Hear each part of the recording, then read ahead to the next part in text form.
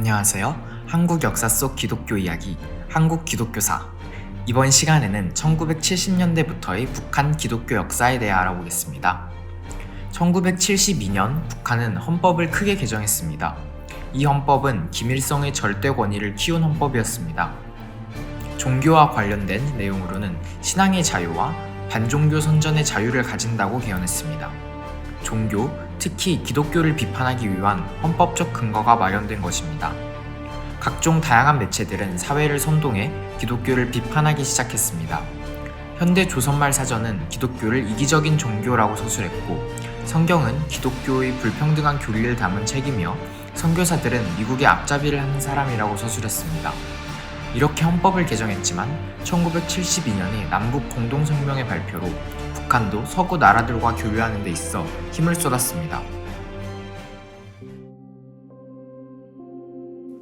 자주, 평화, 민족 대단결이라는 평화통일 3대 원칙을 설정했던 이 공동성명은 남한과 북한이 전쟁 이후 처음으로 한 대화이고 평화통일에 합의한 것이기 때문입니다.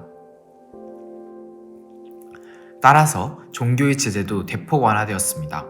1960년대에 외부 활동을 중단했던 조선 기독교도 연맹이 이때 다시 부활했습니다. 조기련은 북한 정부를 지지하는 성명서 등을 제출하며 다양한 활동들을 했습니다. 조기련은 세계교회협의회 등에서도 참여하며 북한 기독교를 위해 활동했습니다. 1990년대에 이르러 북한은 남한 민간인과의 교류를 크게 확산했습니다. 사회주의 국가였던 소련이 무너지고 중국도 자본주의 국가들과의 교류를 넓히면서 자연스레 북한도 남한과의 교류를 시작했습니다.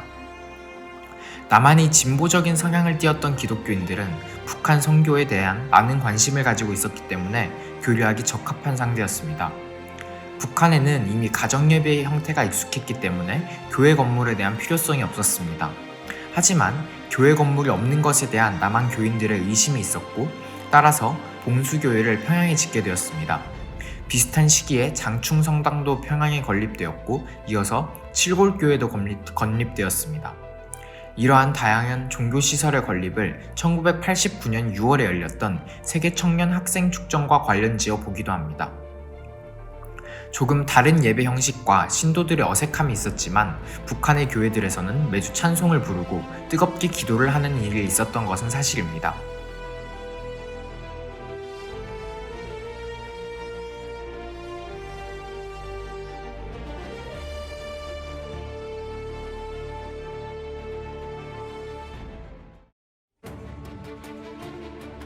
기독교에 대한 북한 정부의 공식 입장은 1992년을 기준으로 변화되었습니다. 1989년 세계 청년 학생 축전 당시 남한 정부의 처벌을 각오하고 장로교 목사 문익환과 천주교 신자 임수경이 방북해 통일 문제를 논의하고 봉수교회와 장충성당에서 예배를 드리는 사건이 있었습니다. 이 사건이 북한 내에 보도되어 기독교에 대한 사회적 시선이 긍정적으로 변화되었고, 북한 정부는 기독교에 대한 새로운 정의가 필요했습니다. 1992년 발행한 조선말 대사전은 기존에 불평등을 가르치는 종교라고 서술했던 기독교를 평등과 박애라는 단어로 설명했고, 전도사는 예수교를 보급할 사명을 지닌 사람이라고 서술했습니다. 또 김일성 종합대학에 기독교학과가 생겨나기도 했습니다. 1990년대부터 조기련과 남한 기독교의 본격적인 교류가 시작되었습니다. 남한이 장로교가 봉수교회 건물을 새로 지어주고 또 평양신학원을 지어주었습니다. 감리교는 재정적인 지원을 해주었습니다. 이러한 교회들은 북한 정부의 감시와 또 조기련을 따르는 교회들이지만 조기련을 따르지 않는 교회들도 있습니다. 우리가 흔히 알고 있는 북한의 지하교회가 바로 이 예시입니다. 북한의 지하교회는 보다 더 진보적인 성향과 반사회주의적 성향을 띠는 교회가 대부분이라 북한 정부의 심한 압박과 간섭을 받고 있습니다.